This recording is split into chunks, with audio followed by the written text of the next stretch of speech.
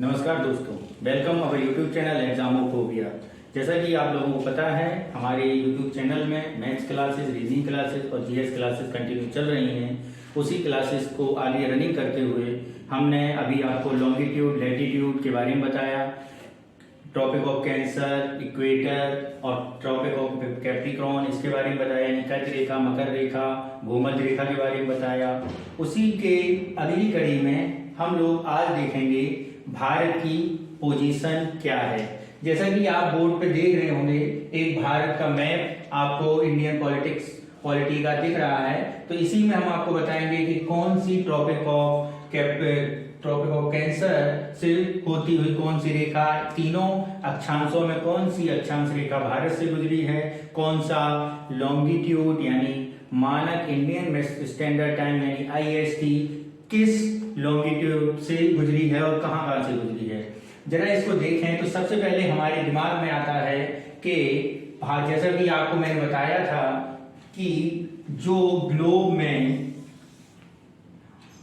Horizontal lines हैं वो कौन सी लाइंस हैं आपकी, वो आपके अक्षांश हैं। और उनमें तीन महत्वपूर्ण अक्षांश कौन कौन से हैं। जो 0 डिग्री पर खींचा गया है वो आपका इक्वेटर है यानी विषुवतीय रेखा है। जो 23.5 नॉर्थ हेमिस्फीयर में लिया गया है वो कर्क रेखा है। और 23.5 जो आपका साउथर्न हेमिस्फीयर में लिया है वो मकर रेखा है। ठीक है। और जैसा कि आपको मैंने पहली कक्षा में बताया था कि आपका जो भारत है वो किस हेमिस्फीयर में है, वो नॉर्दर्न हेमिस्फीयर में है। जैसे अगर हम 0 डिग्री लाइन खींच लें यानी 0 डिग्री लॉन्गिट्यूड खींचें या 0 डिग्री अक्षांश खींचें, देशांतर खींचें, तो हमें पता चल जाएगा कि हमारा भारत यहाँ स्थित है। यानी भारत की अब स्थिति कहां पर है, भारत की सिचुएशन ट्रॉपिक ऑफ कैंसर यानी कर्क रेखा पर स्थित है। अब चूंकि यहाँ पर नॉर्थ है, यहाँ पर ईस्ट है, इसलिए भारत की पोजीशन किस गोलार्ध में है, भारत की पोजीशन है बच्चों उत्तर पूर्व गोलार्ध में। किस गोलार्ध में है, उत्तर पूर्व गोलार्ध में। यानी भारत किस गोलार्ध में स्थित हो गया, नॉर्दर्न ईस्ट हेमिस्फीयर में। ठीक है। इसके बाद बात आती है कि इन तीनों अक्षांशों में भारत से कौन सा अक्षांश गुजरा है। तो जरा देखते हैं कि भारत से कौन सा अक्षांश गुजरा है।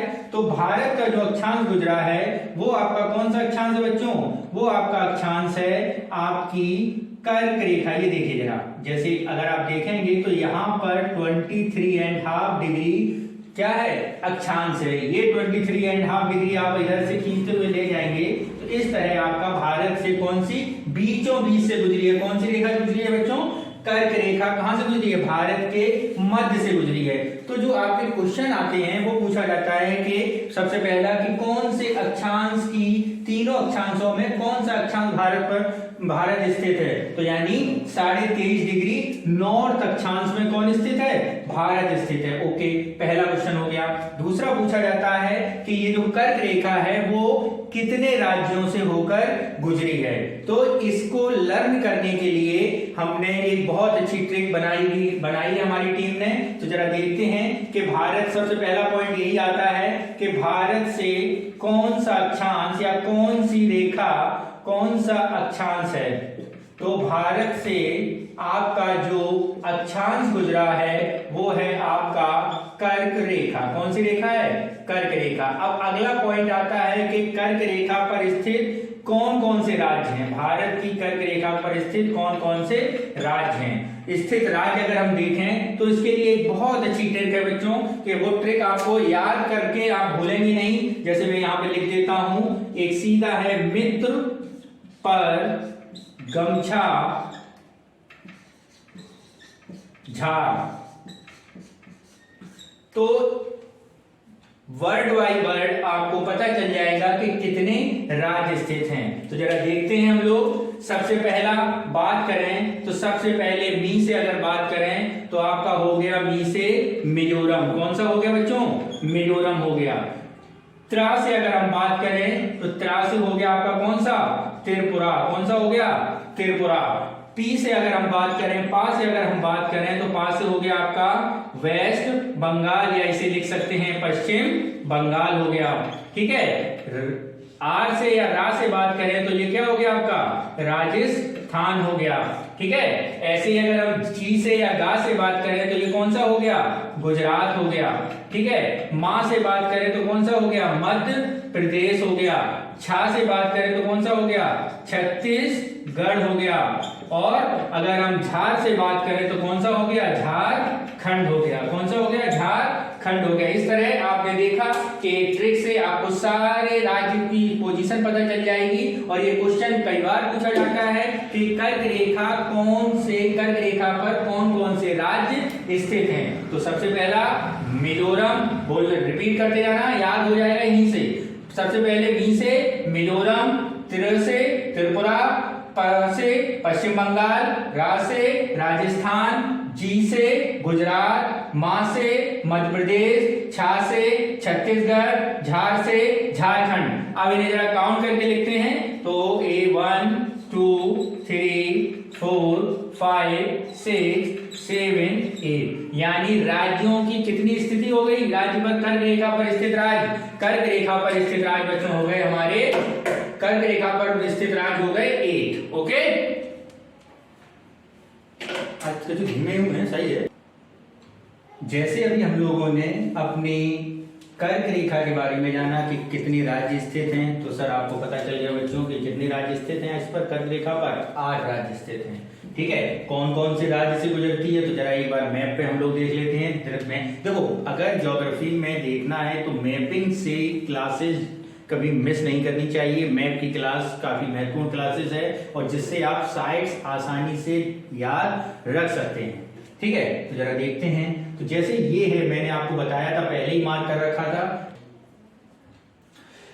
जैसे अभी हम लोगों ने यहाँ पे आपको बताया कि एक राज्य यानी 8 राज्य स्थित हैं आपकी किस पर, कर्क रेखा पर। ठीक है, तो अब हम मैप में देखते हैं कि कौन कौन से राज्य मैप में क्या पोजीशन है। ऐसे तो आपने सीधा एक कोटेशन जो मैंने आपको बताई आपने याद कर ली, मित्र पर गमछा झाड़, तो ये कैसे पता चलेगा जरा देखते हैं। तो जैसे अगर हम वेस्ट से ईस्ट की तरफ चलें यानी पश्चिम से पूरब की तरफ जब मूव करेंगे तो हम देखेंगे कौन कौन से राज्य हैं। तो जरा देखते हैं। तो सबसे पहले अगर हम पश्चिम से चलेंगे कर्क रेखा पर तो सबसे पहले आपको राज्य मिलेगा गुजरात। कौन सा राज्य मिलेगा, गुजरात मिलेगा। ठीक है, तो यानी कर्क रेखा पर स्थित सबसे पश्चिम में स्थित राज्य कौन सा हो गया, गुजरात हो गया। यानी सबसे पश्चिम में स्थित राज्य कौन सा हो गया, गुजरात हो गया। गुजरात के बाद हम सीधे आगे बढ़े पूरब की ओर, तो गुजरात के बाद आप प्रवेश करेंगे किसमें, राजस्थान में। किस राज्य में प्रवेश करेंगे, राजस्थान में। ठीक है, राजस्थान के बाद जब आप गुजरेंगे तो राजस्थान के बाद आपको दिखेगा कौन सा राज्य, मध्य प्रदेश। कौन सा राज्य, मध्य प्रदेश। राजस्थान के बाद कौन सा राज्य मिलेगा, मध्य प्रदेश मिलेगा। उसके बाद जब हम और आगे बढ़ेंगे तो मध्य प्रदेश के बाद मिलेगा हमको कौन सा, झारखंड। कौन सा मिल रहा है, झारखंड। आप जरा ध्यान से देखना कि पश्चिम से पूरब की ओर हम लोग मूव कर रहे हैं, तो पश्चिम से पूरब की ओर सबसे पहला राज्य गुजरात, दूसरा राज्य राजस्थान, तीसरा राज्य मध्य प्रदेश, चौथा राज्य छत्तीसगढ़। यानी गुजरात, राजस्थान, मध्य प्रदेश और छत्तीसगढ़। इसके बाद आगे बढ़े छत्तीसगढ़ से, छत्तीसगढ़ के बाद अगला राज्य है आपका झारखंड। कौन सा राज्य है बच्चों, झारखंड। झारखंड के बाद आगे बढ़ते हैं तो कौन सा राज्य हो गया आपका, पश्चिम बंगाल। पश्चिम बंगाल के बाद हमारे पड़ोसी देश यानी बांग्लादेश में कैंसर आपकी जाती है, कर्क रेखा जाती है, और उसके बाद फिर हमारा इंडिया स्टार्ट होता है। तो सब उसके बाद कौन सा देश आएगा, पश्चिम बंगाल के बाद राज्य आएगा त्रिपुरा। कौन सा राज्य आएगा, त्रिपुरा आएगा। उसके बाद त्रिपुरा के बाद सबसे लास्ट में मिजोरम। यानी यहाँ पे आपके 2 क्वेश्चन बनते हैं क्या,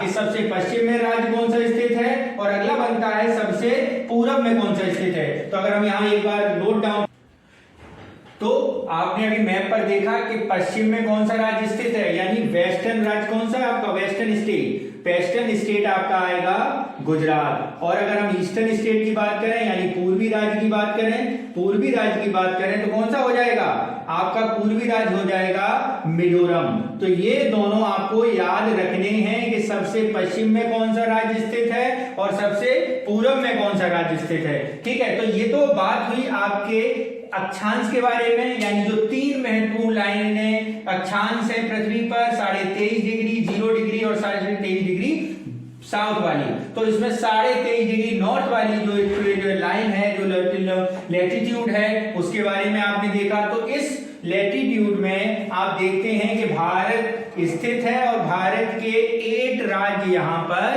क्या करते हैं, वैरी करते हैं, यानी स्थित हैं, सिचुएटेड हैं। अब इसके बाद हम लोग बात करते हैं अपने अगले लाइन की, यानी अगली जो हमारी महत्वपूर्ण लाइन है वो है आपकी लॉन्गिट्यूड। कौन सी लाइन महत्वपूर्ण है, लॉन्गिट्यूड। तो जैसा कि आपको लॉन्गिट्यूड की क्लास में यानी देशांतर की क्लास में बताया गया था कि भारत का जो स्टैंडर्ड या मानक समय माना गया है, जो मानक स्टैंडर्ड लाइन मानी गई है वो मानी गई है 82.5। कितने डिग्री देशांतर माना गया है, 82.5 डिग्री। कितने डिग्री, 82.5 डिग्री। तो जरा अगर हम फिर दोबारा से मैप पर आते हैं और देखते हैं कि 82.5 डिग्री कहां पर स्थित है। ठीक है बच्चों,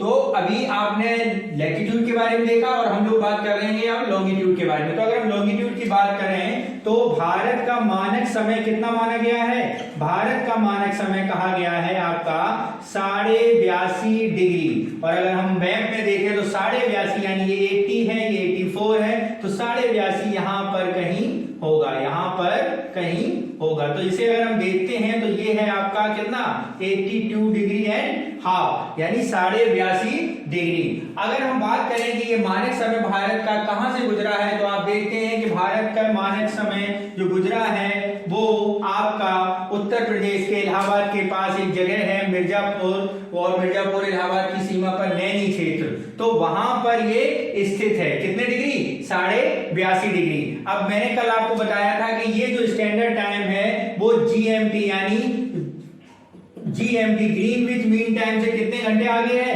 कितने घंटे आगे है, तो 5.5 घंटे आगे है। कितने घंटे आगे है, 5.5 घंटे, यानी हम लोग 5.5 घंटे आगे का समय बताते हैं। यानी अगर हम बात करें तो इसको हम लिखेंगे 82 डिग्री एंड ईस्ट। क्यों, कौन से अक्षांश में है ये आपका, पूर्वी अक्षांश में, पूर्वी रीजन में। कौन से में, पूर्वी। यानी अगर हम इसकी बात करें तो यह है 82.5 डिग्री पूर्व में। और भारत की पोजीशन भी देखो कैसी है, पूरे भारत की पोजीशन किस ओर में है, किस हेमिस्फीयर में, eastern hemisphere, north east hemisphere. यानी ये अक्षांश भी आपका क्या है, 82.5 अक्षांश में ही है। ठीक है, इसके बाद अगर हम बात करें तो स्टैंडर्ड टाइम हो गया। तो स्टैंडर्ड टाइम कहां पे है आपका, स्टैंडर्ड टाइम का, तो ये स्टैंडर्ड टाइम आपका है इलाहाबाद के समीप एक जगह है नैनी। क्या जगह है, नैनी। ठीक है, अगर हम इसके बाद आगे की बात करें कि भारत की सबसे पूर्वी सीमा, सबसे पश्चिमी सीमा, अब हम क्या देखेंगे, भारत के सबसे उत्तरी पॉइंट, भारत का सबसे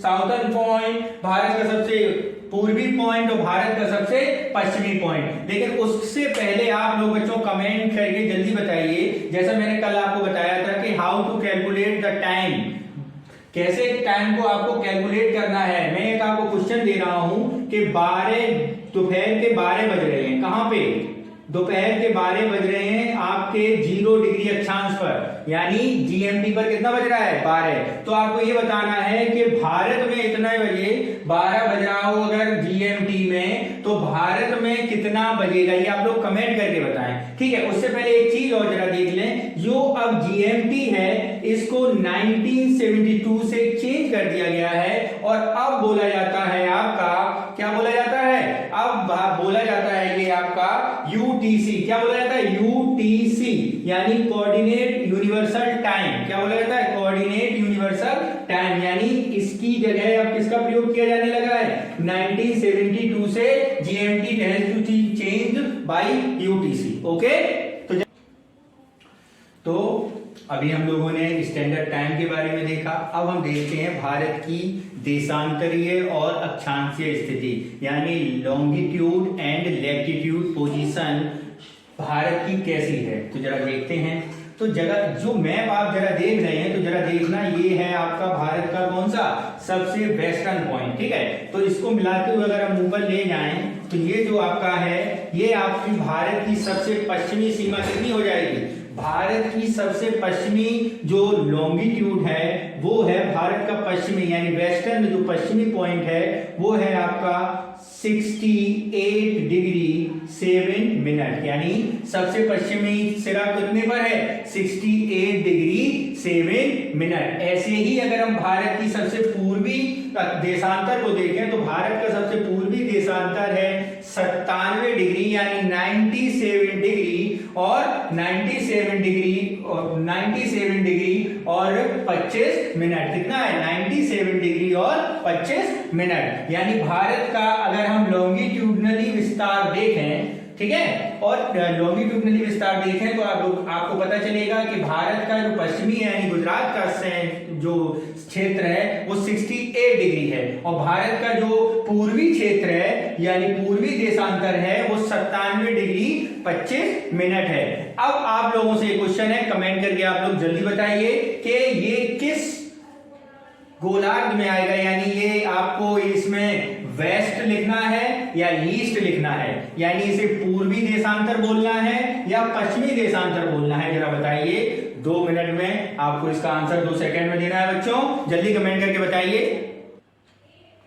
ठीक है, तो आप लोगों के बहुत अच्छे कमेंट आए हैं और उन्हीं कमेंटों से हमें ये पता चला कि कुछ बच्चों कह रहे हैं कि गुजरात वाला वेस्ट में आएगा सर, और अरुणाचल प्रदेश वाला यानी 97 डिग्री वाला पूरब में आएगा।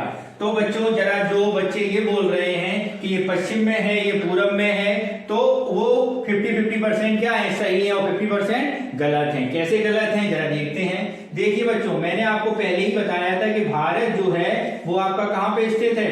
भारत आपका नॉर्थ ईस्ट हेमिस्फीयर में स्थित है, यानी पूर्वी गोलार्ध में स्थित है। यानी इस तरफ जितने भी आपके लॉन्गिट्यूड या लैटिट्यूड आएंगे वो किस देशांतर में आएंगे या किस डायरेक्शन में आएंगे? पूर्वी देशांतर में आएंगे। किस में आएंगे? पूर्वी देशांतर में आएंगे। यानी ये भी आपका क्या है? ईस्ट, यानी ये क्या है? पूर्वी देशांतर। यानी ये 68 डिग्री 7 मिनट क्या है? पूर्वी देशांतर। ऐसे ही 97 डिग्री 25 ये भी क्या है? पूर्वी देशांतर। ठीक है बच्चों, यानी भारत का पूरा विस्तार किस देशांतर में है? पूर्वी हेमिस्फीयर, पूर्वी देशांतर में है। ठीक है, इसके बाद हम बात, ये तो विस्तार हो गया भारत का अक्षांशीय देशांतरीय विस्तार। कैसा विस्तार हो गया? देशांतरीय विस्तार। अब हम बात करते हैं भारत के अक्षांशीय विस्तार की। तो सबसे पहले आप लोग ये देखिए मैप पर, सबसे टॉप पर जो सिरा है आपका ये वाला, यहां पर अगर हम जाएं तो यहां पे हम लोग देखते हैं कि भारत का सबसे उत्तरी सिरा यहीं पर स्थित है। भारत का सबसे उत्तरी सिरा बिल्कुल जम्मू कश्मीर यानी लद्दाख के पास स्थित है। अगर हम इसमें देखें कि भारत के उत्तरी सिरे का क्या अक्षांशीय वैल्यू है, अक्षांशीय स्थिति है, तो जरा देखते हैं। तो भारत की अक्षांशीय स्थिति यहां पर है कितनी? 30, अगर हम बात करें भारत की 37 डिग्री, कितनी है? 37 डिग्री 6 मिनट। यानी क्या है ये आपके उत्तरी अक्षांश स्थित है। कितना है? उत्तरी अक्षांश 37 डिग्री 6 मिनट। कौन सा अक्षांश है? उत्तरी अक्षांश। यानी भारत का सबसे उत्तरी पॉइंट कौन सा डिग्री अक्षांश होगा? सर 37 डिग्री 6 मिनट भारत का क्या है? सबसे उत्तरी अक्षांश है, सबसे उत्तरी सीमा है हमारी। अगर यहीं पर हम बात करें भारत की सबसे पश्चिमी सीमा, देखिए अगर हम बात करते हैं यहाँ पे मुख्य भूमि भारत को बांटेंगे तो भारत की ये मेन लैंड है। भारत की ये क्या है? मेन लैंड है। अगर हम भारत के टोटल ओवरऑल विस्तार की बात करेंगे तो भारत केवल ये मुख्य भूमि नहीं है, भारत के पास कुछ ऐसे भी आइलैंड क्षेत्र हैं जो समुद्र में स्थित हैं। तो इन्हीं क्षेत्रों में अगर हम देखें तो आपका सबसे दक्षिणी सिरा जो आएगा वो आपका आएगा निकोबार का, ग्रेट निकोबार का। और ग्रेट निकोबार में जो स्थित सिरा है उसकी अक्षांशीय स्थिति है कितनी बच्चों? उसकी अक्षांशीय स्थिति है आपकी 8 डिग्री 4 मिनट। कितनी है? 8 डिग्री 4 मिनट। यानी ये भी किसमें है आपका? और नॉर्थन अक्षांश है। कौन सा अक्षांश है? नॉर्थ अक्षांश है। ठीक है, यहाँ पे कोई साउथ नहीं है, कोई वेस्ट नहीं है, नॉर्थ है। तो अब भारत के इन सिरों का कुछ मान दिया गया है। ठीक है, तो जैसा कि अभी मैंने आपको ये बताया कि भारत का देशांतरीय कितना विस्तार है, अक्षांशीय कितना विस्तार है, इसको जरा हम लोग और इजी वे में समझते हैं, जरा देखते हैं। तो जैसे आपने एक्स वाई एक्सिस तो पढ़े ही होंगे सभी बच्चों ने, जरा उसी पैटर्न में जरा देखते हैं। तो ये जैसे हमने देखा कि ये आपका वाई एक्सिस है और ये आपका एक्स एक्सिस है, यानी ये आपका वाई, एक बार फिर से, ये वाई एक्सिस और ये आपका एक्स एक्सिस। ठीक है, तो ये जो लाइन है अगर हम ग्लोब माने तो ये आपकी 0 डिग्री लाइन। कौन सी लाइन है? 0 डिग्री लाइन। अब 0, भारत की पोजीशन क्या है? भारत की पोजीशन आपके यहां पर है। कहां पर पोजीशन है? ये है आपका यहां पर क्या? इंडिया। क्या है यहां पर? इंडिया। तो यानी इंडिया किस पोजीशन पर स्थित है? इंडिया नॉर्थ ईस्ट हेमिस्फीयर में है, ये आपको पता ही है। तो जैसा कि मैंने आपको बताया था कि ग्रेट निकोबार का जो ये पॉइंट है वो 8 डिग्री 4 मिनट है। तो जरा देखते हैं कि 8 डिग्री 4 मिनट कैसे है। तो बच्चों जैसे हमने एक्स वाई एक्सिस पे कभी क्वेश्चन किए थे तो आप देखते थे कि एक्स एक्सिस का पॉइंट मिलाते हैं, वाई एक्सिस का पॉइंट मिलाते हैं, इस तरह हमको हमारा जो पॉइंट है चाहिए होता है वो मिल जाता है। ग्राफ में आप लोगों ने बनाया होगा, सेम पैटर्न यहीं पे है कि ये जैसे आपका ग्रेट निकोबार है, ये हमने यहाँ पे पोजीशन इसकी है, और जब हम इससे आपके एक्स एक्सिस से यानी जीरो लाइन से नॉर्थ के ऊपर बढ़ेंगे तो यहां पर 8 डिग्री 4 मिनट का पॉइंट मिलेगा। 8 डिग्री 4 मिनट यानी इसके बीच की अक्षांशीय अगर हम डिस्टेंस की बात करें तो कितनी हो जाएगी? 8 डिग्री 4 मिनट। कितनी हो जाएगी? 8 डिग्री 4 मिनट हो जाएगी। ठीक है, तो यानी जीरो लाइन से इसकी दूरी कितनी हो गई? 8 डिग्री 4 मिनट। यही 8 डिग्री 4 मिनट भारत का सबसे साउदर्न पॉइंट है। कौन सा पॉइंट है? सबसे दक्षिणतम पॉइंट है, और इस पॉइंट को कहा जाता है, क्या नाम है बच्चों? इस पॉइंट का नाम है इंदिरा पॉइंट। क्या नाम है इसका? इंदिरा पॉइंट। यानी भारत का दक्षिणतम पॉइंट जो है उसका नाम क्या है? इंदिरा पॉइंट। और उसकी नीचे से दूरी अगर हम बात करें तो कितने अक्षांश है? 8 डिग्री 4 मिनट। ऐसे ही अगर हम बात करें जैसे इसी लाइन से हम ऊपर तक चले गए, और भारत की आपको ऊपरी सीमा जैसे आपको पता है जम्मू एंड कश्मीर और लद्दाख ये आपके भारत के उत्तरी राज्य हैं, उत्तरी केंद्र शासित प्रदेश है। 2019 से इन्हें यूनियन टेरिटरी कहा जाता है, तो केंद्र शासित प्रदेश है। तो जरा इसको देखते हैं। तो जरा इसको जब हमने देखा तो यहां से यहां तक जब हम गए तो जीरो लाइन से इनके बीच की दूरी यानी इनके बीच की जो दूरी हुई, और दूरी हमने यहाँ पे जब मेजरमेंट की तो हो गई वो 37 डिग्री एंड 6 मिनट। कितनी हो गई? 37 डिग्री एंड 6 मिनट। यानी ये जो पॉइंट है, ये जो अक्षांशीय स्थिति है, ये आपकी अक्षांशीय स्थिति भारत का सबसे उत्तरी सिरा है। कौन सा सिरा है? भारत का सबसे उत्तरी सिरा, और इस उत्तरी सिरे का नाम है इंदिरा कॉल। क्या नाम है इसका? इंदिरा कॉल। यानी इस तरह आपको भारत का सबसे दक्षिणी पॉइंट का वैल्यू पता चल गई। ये आपकी है ग्रेट निकोबार में। कहां पे है ये? ग्रेट निकोबार में। और ये आपकी है लद्दाख रीजन में। कहां पर है? लद्दाख रीजन में। तो इस तरह आपको ये समझ में आ गया कि ये कैसे 37 डिग्री और 6 मिनट और ये कैसे 8 डिग्री 4 मिनट है। ठीक है, अब ऐसे ही हम अक्षांशीय देशांतरीय विस्तार देखते हैं, यानी पश्चिमी देशांतर की बात करेंगे और पूर्वी देशांतर की बात करेंगे। तो यहाँ पे आपको पश्चिमी देशांतर जो बताया गया था जिसकी वैल्यू थी 68 डिग्री 7 मिनट, ठीक है, और ये आपका पूर्वी देशांतर था, ये गुजरात में स्थित है, और यहाँ पर जो लोकेशन स्थित है जिसको नाम दिया गया है उसको कहा गया है गौर माता। क्या कहा गया है? गौर माता। यानी भारत का सबसे पश्चिमी सिरा कितने डिग्री देशांतर पर स्थित है? 68 डिग्री 7 मिनट देशांतर पर स्थित है। ऐसे ही अगर हम बात करें भारत का सबसे पूर्वी सिरा कितने डिग्री देशांतर पर है? 97 डिग्री एंड 25, जिसका नाम है किवितु। क्या नाम है? किवितु। तो इस तरह आपके पश्चिमी पॉइंट, पूर्वी पॉइंट, उत्तरी पॉइंट और दक्षिणी पॉइंट पता चल गए। ठीक है, ये जो पूरे भारत का विस्तार है। अगर कोई आपसे ये पूछे कि भारत की मुख्य भूमि का दक्षिणतम बिंदु कौन सा है, तो भारत की मुख्य भूमि का दक्षिणतम बिंदु कन्याकुमारी है। आप मैप में देख रहे होंगे, कन्याकुमारी है भारत का दक्षिणतम बिंदु। तो इस तरह आज हमने क्या देखा? हमने भारत का विस्तार देखा। अब जरा भारत के राज्यों के बारे में कुछ विशेषताएं बताएंगे कि भारत के राज्य विशेषताएं क्या है। तो अभी आपने लॉन्गिट्यूड, लैटिट्यूड, एक्सपेंशन यानी विस्तार देखा। अब जरा हम देखते हैं भारत की सीमाएं कितनी लंबी हैं। तो अगर हम भारत की मुख्य सीमा देखें, भारत की जलीय सीमा, भारत की जलीय सीमा की अगर हम बात करें तो भारत की 2 तरह की सीमा है। एक भारत की स्थलीय सीमा है और दूसरी भारत की जलीय सीमा है। जैसे जरा हम देखते हैं, ये देखिए, ये क्या है भारत की? ये पूरे राज्य जो हैं ये जलीय सीमा साझा करते हैं। ठीक है, जितने भी है गुजरात से लेकर आपके ये क्या, आपके बंगाल तक का पूरा राज्य, ये वाला पूरा कोस्टल रीजन क्या कहलाता है? जलीय सीमा रिप्रेजेंट करता है। और ऐसे ही अगर हम बात करें स्थलीय सीमा की, तो ये आपका पूरा नॉर्थर्न रीजन क्या करता है? स्थलीय सीमा इंडिकेट करता करता है। ठीक है, तो जरा हम देखते हैं कि स्थलीय सीमा की वैल्यू कितनी है। अगर भारत की बात करें तो भारत की स्थलीय सीमा है 15,200। कितनी है? 15,200 किलोमीटर लंबी है। भारत की स्थलीय सीमा कितनी लंबी है? वेस्ट टू ईस्ट कितनी लंबी है आपकी?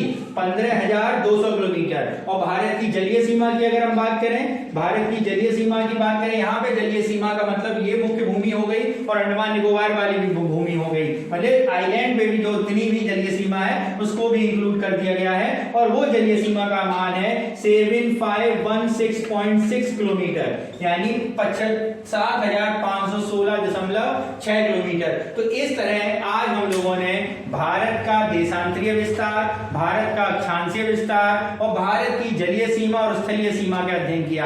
हम अपनी नेक्स्ट क्लास में भारत के आंतरिक यानी भारत के राज्यों की स्थिति और भारत की फिजिकल आइडेंटिटी के बारे में अध्ययन करेंगे। हमारे चैनल पर बराबर क्लासेस जीएस की चल रही है, मैथ की भी क्लासेस चल रही है और आप लोगों के रिस्पांस के लिए बहुत बहुत धन्यवाद। और बच्चों ऐसे ही मन लगा के तैयारी करते रहिए, पढ़ते रहिए और आगे बढ़ते रहिए। धन्यवाद।